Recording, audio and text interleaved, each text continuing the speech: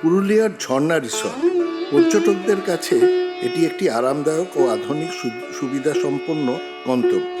এটি মূলত পুরুলিয়া স্টেশনের কাছাকাছি অবস্থিত। ঝর্ণা রিসর্টে একটি সুপরিসর এবং সাজানো গোজানো প্রপার্টি। এখানে থাকার জন্য ডিলাক্স রুম, এক্সিকিউটিভ সুইট আর কটেজের ব্যবস্থা রয়েছে। সংলগ্ন এলাকায় swimming pool, AC non AC room, সুন্দর বারান্দা উইথ ব্যালকনি, আরামদায়ক বেড, ফ্ল্যাট স্ক্রিন টিভি সব কিছুই রয়েছে এখানে। রিসর্টের নিজস্ব রেস্টুরেন্ট আছে যেখানে বাঙালি ও ইন্ডিয়ান সুস্বাদু খাবার পাওয়া যায়। রিসর্টের ভেতরে সুন্দর বাগান এবং লন আছে।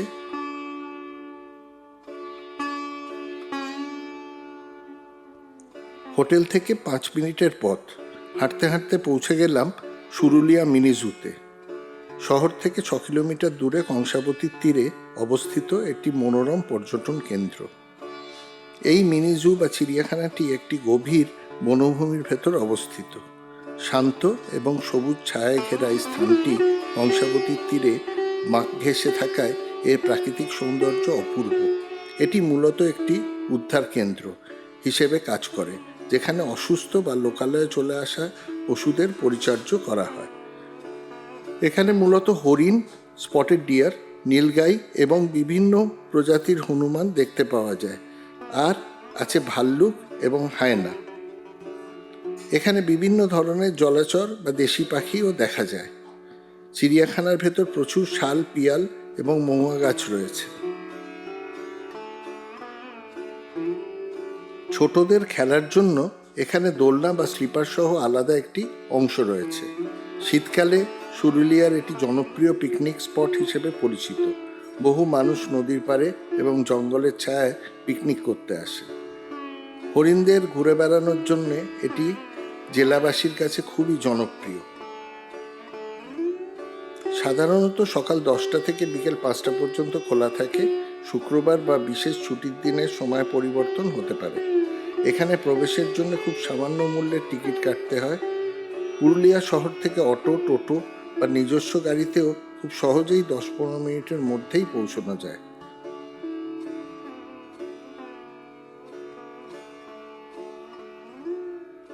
আপনি যদি পুরুলিয়া ভ্রমণে গিয়ে কিছুটা সময় গাছপালা এবং বন্যপ্রাণীদের মাঝে কাটাতে চান, তবে এই সুরুলিয়া মিনি জু এটি একটি চমৎকার ছোট্ট ট্রিপ হতে পারে।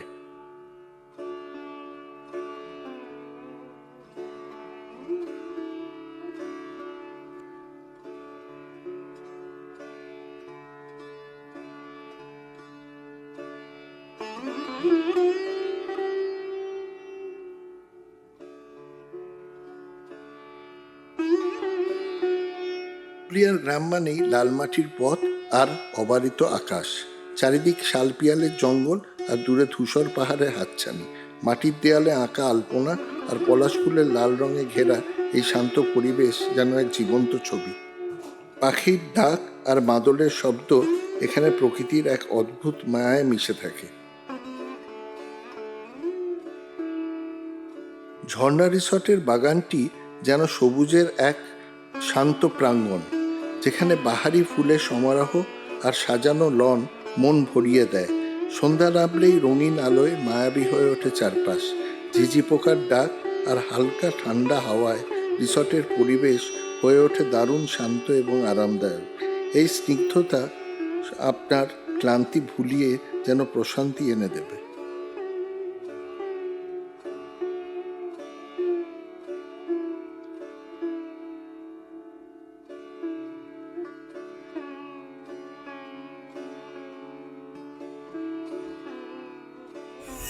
নমস্কার, আমরা এসে পৌঁছে গেছি আমাদের গন্তব্য পুরুলিয়া, রাঙামাটির দেশ।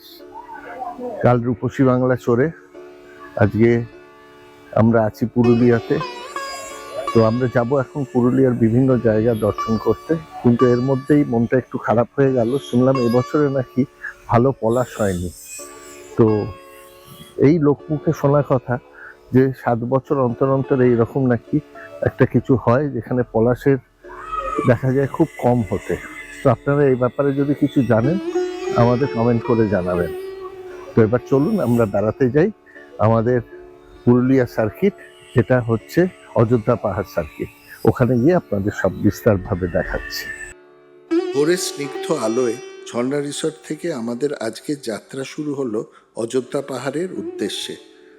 রিসর্ট ছাড়িয়ে গাড়ি যখন লাল মাটির বুক চিরে এগোতে থাকে, দুপাশে চোখে পড়ে ঘন লাল শালপিয়ালের জঙ্গল আর আদিবাসী গ্রামের শান্ত জীবন।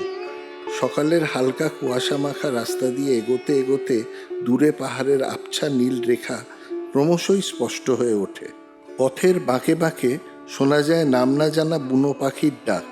যত আমরা পাহাড়ের কাছাকাছি আসছি, চড়াই উতরাই রাস্তায় রোমাঞ্চ তত বাড়ছে। জানলা দিয়ে আসা হিমেল হাওয়া আর মহুল ফুলের মিষ্টি গন্ধ জানান দিচ্ছে যে আমরা প্রকৃতির খুব গভীরে প্রবেশ করেছি। পাহাড়ের গায়ে রোদ পড়ে এক অদ্ভুত মায়া তৈরি করেছে। উঁচু নিচু পাহাড়ি পথ পেরিয়ে সবুজ বনানীর বুক চিরে আমাদের গাড়ি এখন পাহাড়ের শিখরের দিকে। শান্ত নীল আকাশ আর পাহাড়ের এই মেলবন্ধন সত্যি অসাধারণ। এক নতুন অভিজ্ঞতার প্রত্যাশায় আমরা এগিয়ে চলেছি অযোধ্যার আসল সৌন্দর্যের সন্ধানে। সকালের নরম আলোয় মার্বেল লেকের রূপ যেন এক মায়াবী রূপকথা।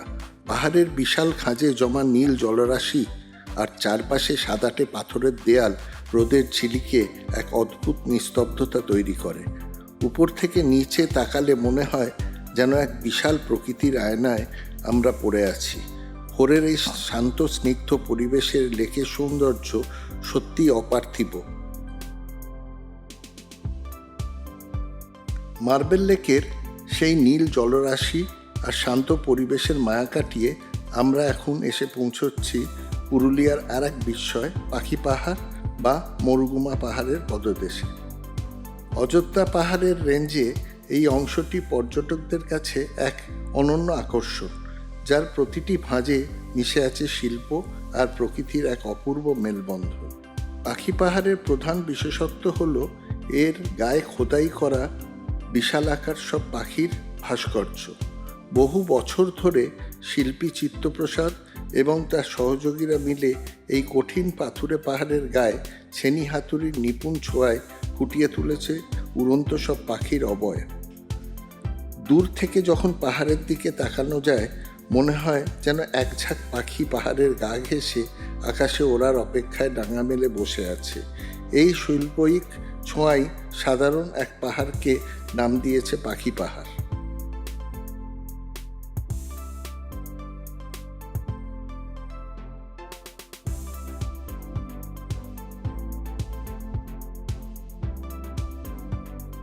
সকালের সোনালি রোদ যখন এই পাহাড়ের গায়ে পড়ে, তখন খোদাই করা পাখিগুলো যেন জীবন্ত হয়ে ওঠে।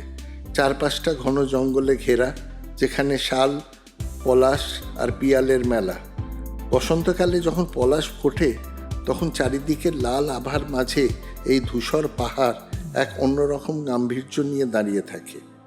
পাহাড়ের নিস্তব্ধতা আর মাঝে মধ্যে বুনো পাখির ডাক আপনাকে এক লহময় যান্ত্রিক জীবন থেকে দূরে সরিয়ে নিয়ে যাবে। চরিদা হলো পুরুলিয়ার এক ঐতিহ্যবাহী গ্রাম।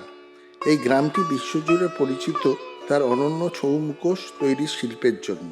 গ্রামের রাস্তায় পা রাখলেই দুপাশের বাড়ি বারান্দায় চোখে পড়বে শিল্পীদের ব্যস্ততা। কেউ মাটির ছাঁচ তৈরি করছেন, কেউ বা তাতে উজ্জ্বল রং আর পুঁতি সাজিয়ে তুলেছে দেবী দুর্গা, মহিষাসুর বা বিভিন্ন পৌরাণিক চরিত্র। চরিদা গ্রাম যেন এক জীবন্ত সংগ্রহশালা। প্রতিটি ঘরের দেয়ালে ঝুলে থাকা রং বেরঙের মুখোশগুলো গ্রামটিকে এক বর্ণালী রূপ দিয়েছে। এখানকার শিল্পীদের নিপুণ হাতের ছোঁয়ায় সাধারণ মাটি আর কাগজ কিভাবে জীবন্ত হয়ে ওঠে তা নিজে চোখে না দেখলে বিশ্বাস করা কঠিন। এই মুখোশগুলো শুধু সাজানোর জিনিস নয়, বরং বাংলোর প্রাচীন সংস্কৃতির এক অবিচ্ছেদ্য অংশ।